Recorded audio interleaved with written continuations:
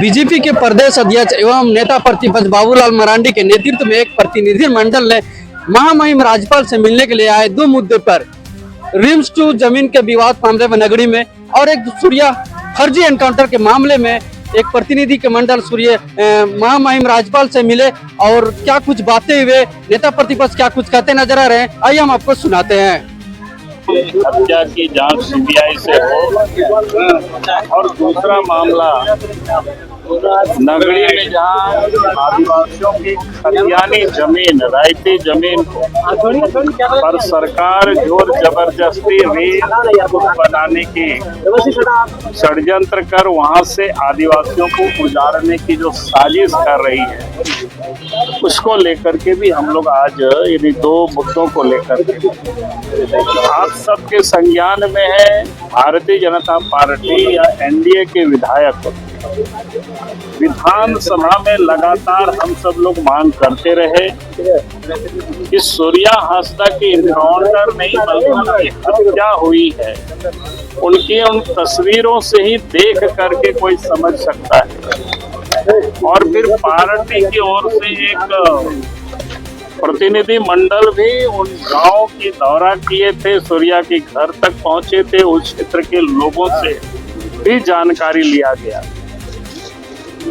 और ये बिल्कुल इस निष्कर्ष पर हम लोग पहुंचे, जब तक सीबीआई से मामला जांच नहीं होगी तब तक ये मामला क्लियर नहीं हो सकता है और इसीलिए इसका सीबीआई से जांच होनी चाहिए। जिस प्रकार से सूर्या हांसदा एक राजनीतिक व्यक्ति थे, सामाजिक व्यक्ति थे, बोरियो विधानसभा से वो चार बार विधानसभा चुनाव लड़े थे। उनके घरों में आज भी जाएंगे, आप सब लोग सोशल मीडिया में भी देखे होंगे, जो बच्चे जो गरीब असहाय अनाथ बच्चों को फ्री ऑफ कॉस्ट पढ़ावाते थे। और वो बच्चे भी आप लोग देखे होंगे न्याय की वो मांग रहे हैं कि भाई न्याय मिलना चाहिए, उनके हत्यारों को सजा मिलनी चाहिए।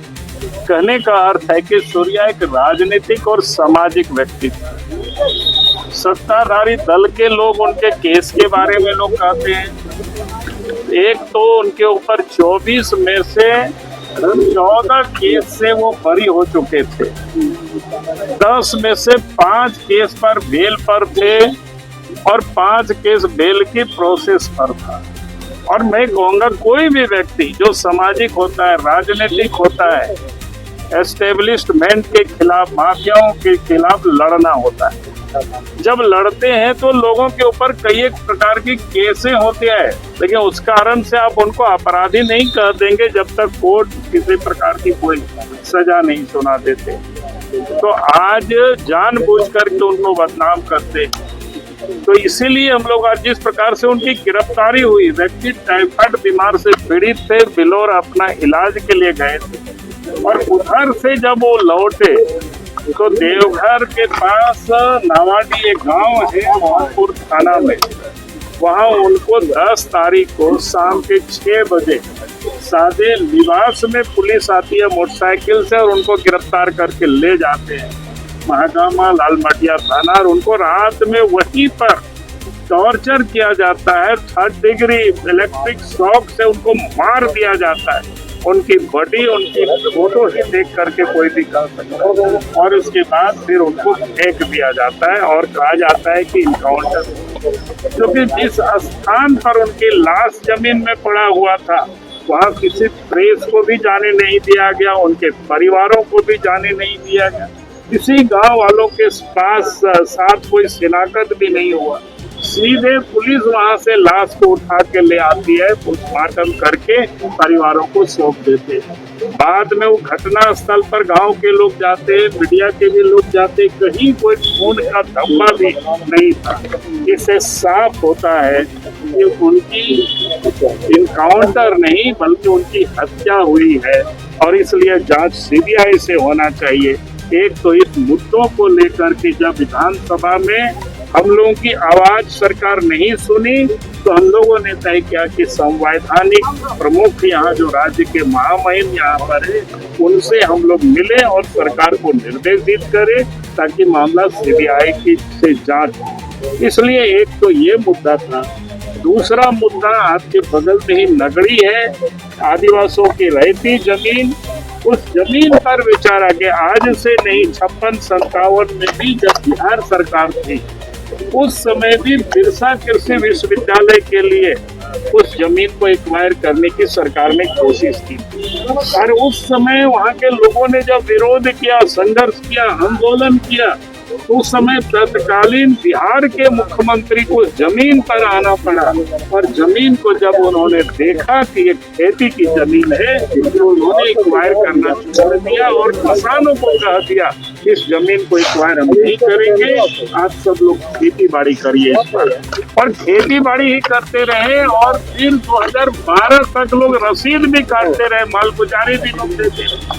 2012 में फिर सरकार की बड़ी कोशिश आई तो IIM और IIIT के लिए अधिग्रहण करने की सरकार ने कोशिश की थी। उस समय लोगों ने विरोध किया, उन लोगों के ऊपर केस हुआ, इसके बाद सरकार उस जमीन को छोड़ दी और उसके बाद फिर इस समय हेमंत सोरेन के नेतृत्व में सरकार बनी तो RIMS-2 के नाम पर फिर से उस जमीन पर कुदृष्टि पड़ी और RIMS-2 बनाने के लिए और वहाँ जिस प्रकार से कटेली तार का उन्होंने घेरा बनाया था और आप सबको ध्यान में है 24 तारीख को गांव के लोग, आसपास के लोग इकट्ठे हुए और उन कटेली तार को काट करके और उस पर खेती करने के लिए जमीन पर लोग उतरे तो 85 लोगों के ऊपर सरकार ने केस की। आज हम सब लोगों ने यही मांग करने के लिए आए हैं कि RIMS-2 नगरी की जो रैयतों की जमीन है वो खेती की जमीन है। RIMS-2 तो सरकार 10-20 किलोमीटर हट करके भी बंजर भूमि में बना सकती है। अगर सरकार को नहीं पता तो हम लोग उनको बता देंगे कहाँ कहाँ बंजर भूमि है, लेकिन और किसानों की रैयतों की जमीन को सरकार छोड़ दे, अपने जिद छोड़ दे। हम लोगों ने महामहिम से यही निवेदन किया है, आप सरकार से बात करें और वो जमीन उन आदिवासी रैयतों को छोड़ दे, जमीन से वो लोग बेदखल नहीं हो, इससे सरकार से सुनिश्चित करावे। इस मांग को लेकर के आज हम लोग राज्य के महामहिम से हम लोग मिले, उन्होंने सारी बातों को सुना है और उन्होंने कहा भी है कि हमारे स्तर से जो भी हो सकता है हम उसको आगे क्या करेंगे। आगे जो हम लोग करेंगे, आज तो जितना हम लोग किए, आगे हम लोग इसको आंदोलन करेंगे, सड़कों तक जमीन को बचाना जरूरी है और सूर्या हंसदा के केस में CBI जांच होना चाहिए। बिहार में प्रधानमंत्री की मां को जो अशब्द कहे गए हैं बिहार के मुख्यमंत्री को उस पर देख। ठीक है सर।